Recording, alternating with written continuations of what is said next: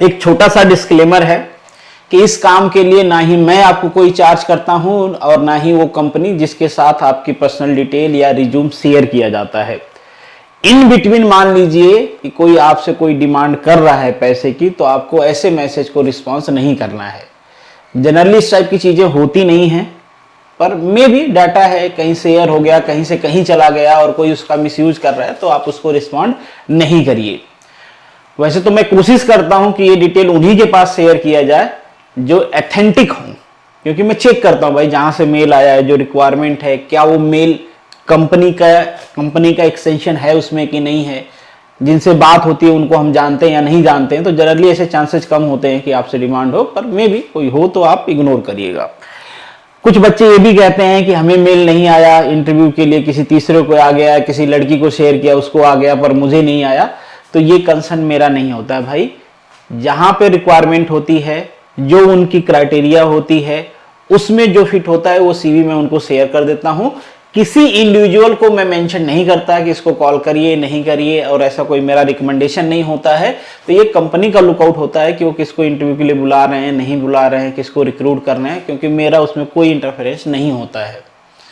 एक खराब एक्सपीरियंस थोड़ा सा है, पिछली बार मैं कुछ लोगों को रिकमेंड किया था, रिकमेंड इन द सेंस कि शेयर किया था, वहां पे कम्युनिकेशन हुआ था, कुछ लोगों को जॉब भी मिली थी, पर उसमें से कुछ लोगों ने ज्वाइन किया, कुछ लोगों ने नहीं किया। तो मेरी आज ये रिक्वेस्ट है कि अगर आप सीरियस हो तो ही फॉर्म फिलअप करिए, अगर आप सीरियस नहीं हो या डिसाइड नहीं कर पा रहे हो तो आप नहीं भरिए। भाई किसी दूसरे को मिलेगा, किसी दूसरे का भला होगा, आप चले जाओगे।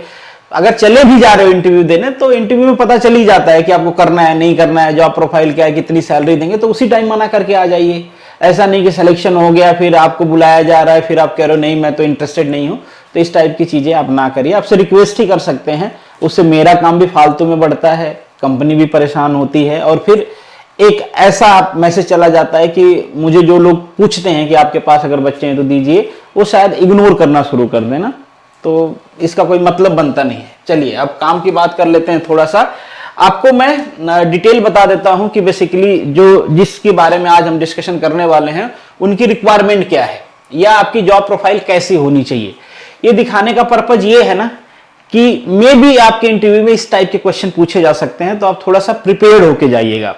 पहले अभी जो जॉब प्रोफाइल रिक्वायर्ड है वो मैकेनिकल इंजीनियरिंग के स्टूडेंट के लिए है, जीईटी की पोस्ट है। यहाँ पे आपकी सैलरी 20,000 to 25,000 पर मंथ रहेगी, डिपेंड अपॉन द इंटरव्यू कि आपका इंटरव्यू कैसा जाता है, उसके बेसिस पे आपको सैलरी दिया जाएगा। मिनिमम 20 है और मैक्सिमम 25,000 है।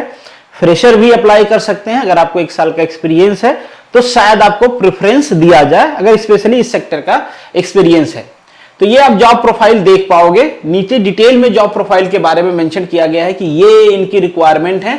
थोड़ा सा आप इसको पॉज करके पढ़ लीजिएगा और इससे रिलेटेड थोड़ी चीजें पढ़ लीजिएगा, तो होप्स हो कि आपको इंटरव्यू में फायदा मिलेगा। और इसको रीड आउट करने के बाद आपको क्या करना है कि इस वीडियो के डिस्क्रिप्शन में आपको एक गूगल फॉर्म का लिंक मिल जाएगा, उस लिंक को आपको फिलअप कर देना है। जितना जल्दी हो सके उतना जल्दी फिलअप कर दीजिए। मैं आपकी डिटेल कंपनी के साथ शेयर कर दूंगा, और अभी जो मैं वीडियो बना रहा हूं इसके 1 वीक बाद जो हमारा डिस्कशन हुआ है, आपका इंटरव्यू है, तो आपके पास 5 से 6 दिन का टाइम है। अगर आप सीरियस हो प्रिपरेशन के लिए तो पढ़ लीजिएगा थोड़ा सा, और उसके बाद आपको इंटरव्यू का कॉल आ जाएगा। सबको आ जाएगा, ये मैं पहले भी कह रहा हूं, श्योर नहीं है।